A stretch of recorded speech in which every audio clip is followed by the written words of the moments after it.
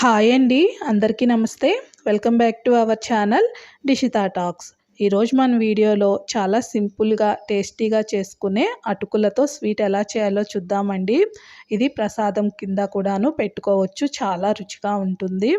ఈ శ్రీకృష్ణుడికి ఎంతో ఇష్టమైన అటుకులతో స్వీట్ ఎలా చేయాలో చూద్దాము. నేను ఇక్కడ 1 కప్పు వరకు అటుకులను అయితే తీసుకున్నాను అండి. వీటిని ముందుగా స్ట్రైనర్లో వేసేసుకొని ఇలా జల్లించుకుంటున్నాను. దీనివల్ల అటుకుల్లో ఏమైనా డస్ట్ పార్టికల్స్ ఉంటాయి కదా, అవన్నీ కూడాను కిందకి వచ్చేస్తాయి.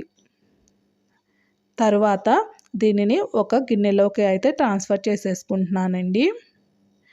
1 కప్పు అటుకులకి నేను 1/2 కప్పు వరకు పాలను అయితే తీసుకుంటున్నానండి.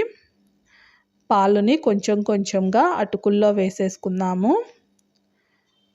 ఒక స్పూన్తో దీన్ని మెల్లిగా కలుపుకుంటూ ఉందామండి.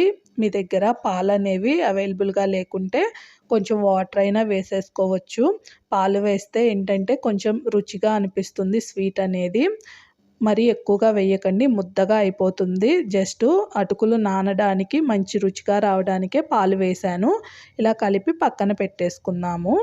నేను ఇక్కడ 1 కప్పు అటుకులకి 1/2 కప్పు వరకు బెల్లం తీసుకున్నానండి. ఈ మెజర్మెంట్తో తీసుకుంటే స్వీట్ కరెక్ట్గా వస్తుంది. మీరు ఒకవేళ స్వీట్ ఎక్కువగా తింటే కొంచెం ఎక్కువగా వేసుకోండి బెల్లం అనేది. స్టవ్ పైన పెట్టేసి దీన్ని కరిగించుకుందాము. పాకం అనేది రావాల్సిన పని లేదు, జస్ట్ కరిగితే సరిపోతుంది. స్టవ్ ఆఫ్ చేసి పక్కన పెట్టేసేయండి. ఇప్పుడు ప్యాన్ తీసుకొని దీంట్లో ఒక 2 టేబుల్ స్పూన్స్ వరకు నెయ్యిని అయితే తీసుకుంటున్నాను. ఈ నెయ్యి కరిగిన తర్వాత దీంట్లో పొడవుగా కట్ చేసుకున్న బాదం పలుకులని, అలానే సన్నగా కట్ చేసుకున్న ఎండు కొబ్బరి పలుకులను కూడాను వీటిని లో ఫ్లేమ్లో చక్కటి కలరు ఫ్లేవర్ వచ్చేంత వరకు వేయించుకుందాము. అలానే దీంట్లో కిస్మిస్ కూడాను వేస్తున్నానండి. మీ దగ్గర ఇంకా ఏమైనా డ్రై ఫ్రూట్స్ ఉంటే అవి కూడాను వేసుకోవచ్చు. డ్రై ఫ్రూట్స్ ఎంత ఎక్కువ వేస్తే అంత టేస్ట్ ఉంటుంది. ఎండు కొబ్బరి మాత్రం అస్సలు మిస్ చేయకుండా వేయండి. ఇప్పుడు ఇవన్నీ చక్కగా వేగిన తర్వాత మనం ముందుగా కరిగించుకొని ఉంచిన బెల్లం సిరప్ని ఇలా ఒక స్ట్రైనర్ వాడేసి ఫిల్టర్ చేసుకుంటూ వేసుకుందామండి. ఎందుకంటే బెల్లంలో ఇసుక అలాంటిది వస్తూ ఉంటుంది కదా, ఇలా చేయడం వల్ల అది స్వీట్లోకి అయితే వెళ్ళదు. ఇలా వేసుకున్న తర్వాత ఒక మిక్సీ జార్ తీసేసుకొని మీ దగ్గర ఎండు కొబ్బరి ఉంటే లేదా పచ్చి కొబ్బరి వేసుకొని దాంట్లో 4 యాలకులను వేసుకొని మెత్తగా గ్రైండ్ చేసుకుందామండి. తప్పకుండా కొబ్బరిని అయితే వేయండి. స్వీట్ అనేది టేస్ట్ చాలా బాగుంటుంది కొబ్బరి వేయడం వల్ల.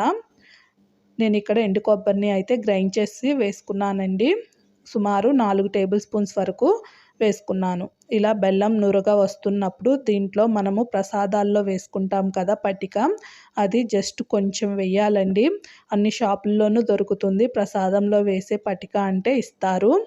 మరీ ఎక్కువ వేసామంటే ఘాటుగా అనిపిస్తుంది. జస్ట్ కొంచెం వేయడం వల్ల యాస్టీస్గా మనము ప్రసాదాలు టేస్ట్లోనే వస్తుంది. ఇప్పుడు దీంట్లో మనం ముందుగా నానబెట్టుకొని ఉంచిన అటుకులను అయితే వేస్తున్నానండి. అటుకులను వేసేసి లో ఫ్లేమ్లో ఇలా మెల్లిగా కలుపుకుంటూ ఉందాము. వేయగానే కాస్త ఇలా తెల్లగా జారుగా అనిపిస్తుంది. ఇలా కలుపుతూ ఉండగా ఇది మంచి కలర్లోకి అలానే దగ్గరగా పొడిలాడుతూ వచ్చేస్తుందండి. మీరు అటుకులను తీసుకునేటప్పుడు నార్మల్ అటుకులు ఉంటాయి కదా, అవి మాత్రమే తీసుకోండి. పేపర్ అటుకులు అనేవి తీసుకోకండి.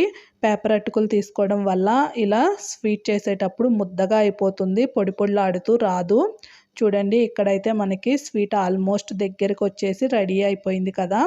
దీన్ని సర్వింగ్ ప్లేట్లోకి అయితే తీసుకుందాము.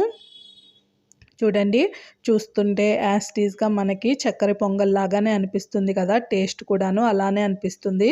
ప్రసాదాలు పండక్కి చేసేటప్పుడు టైం లేనప్పుడు ఇలా సింపుల్గా చేసుకున్నామంటే టేస్టీగా ఉంటుంది. మనకు స్వీట్ తినాలి అనిపించిన 5 నిమిషాల్లో చేసుకోవచ్చు. నచ్చితే ట్రై చేసి ఎలా వచ్చిందో కామెంట్ చేయండి. అలానే వీడియో నచ్చితే లైక్ చేయండి, షేర్ చేయండి, సబ్స్క్రైబ్ చేయండి. Thank you.